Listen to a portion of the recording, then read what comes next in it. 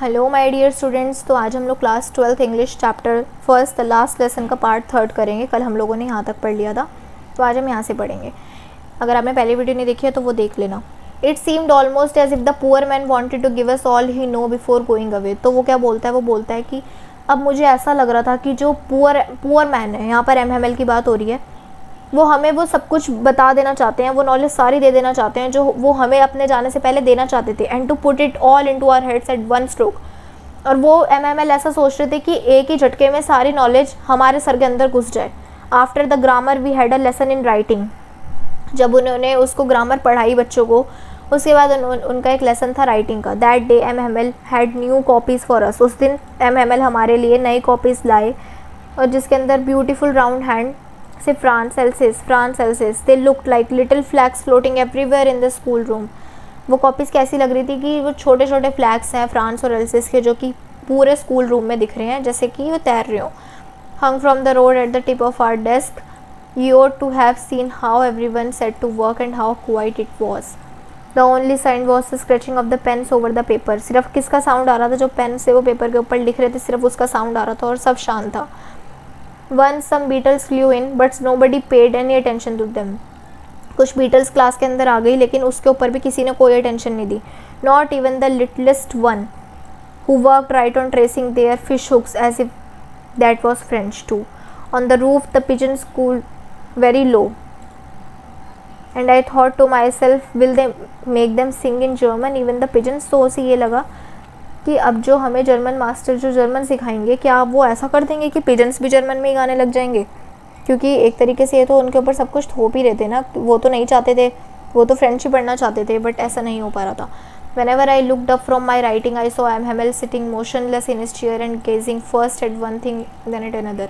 जब भी वो अपनी कॉपी से ऊपर मुँह उठा के देखता था तो वो हमेशा देखता था कि MML मोशनलेस, उनके ऊपर कोई इमोशन नहीं है और वो ऐसी चेयर पर बैठे हैं, as if he wanted to fix in his mind just how everything looked in that little school room. Fancy, for 40 years he had been there at the same place. Obviously, जो इंसान इतने सालों से वहाँ पढ़ा रहा है उनको बुरा तो लगेगा ही ना। With his garden outside the window and his class in front of him. उनका गार्डन था विंडो से बाहर और उनकी क्लास थी उनके सामने। Just like that, only the desk and benches had been worn smooth. The walnut trees in the garden were taller. जो हमारे वॉलनट ट्रीज थे गार्डन में वो भी बहुत लंबे थे। And the hop vine that he had planted himself wind about the windows to the roof, how it must have broken his heart. उनका कितना दिल टूटा होगा ये सब कुछ छोड़ने में। Poor man, to hear his sister moving about in the room above packing their trunks for they must leave the country next day. उन्होंने देखा कि जो उनकी सिस्टर हैं वो पैक कर रही हैं अपने ट्रंक्स, क्योंकि उनको जैसे अपनी कंट्री नेक्स्ट डे ही लीव करनी थी। But he had the courage to hear every lesson to the very last. पर उनके अंदर अभी भी करेज थी कि वो सुन सकें सारे लेसन्स आखिर तक। After the writing we had a lesson in history and then the babies chanted for their babi bi bobu down there at the back of the room. Old Hauser had put on his spectacles and holding his primer in both hands spelled the letters with them. You could see that he too was crying. सब बहुत ही ज़्यादा रो रहे थे, उनकी voice इतनी वो हो रही थी, इमोशन से भर चुके थे। And it was so funny to hear him that we all wanted to laugh and cry. ये सबको सुनने में इतना हंसने वाला लग रहा था कि हमें हंसी भी आ रही थी और रोना भी आ रहा था। How well I remember it the last lesson. कितने अच्छे से मैंने वो लेसन को समझा कि मुझे अभी तक वो याद है। और वो क्या था हमारा? The last lesson. All at once the church clock struck 12। जैसे ही हमारी वो जो चर्च की क्लॉक थी वो 12 पे आके रुकी। Then the Angelus. At the same moment, the trumpets of the Prussians returning from drill sounded under our windows. MML stood up, very pale in his chair. I never saw him look so tall.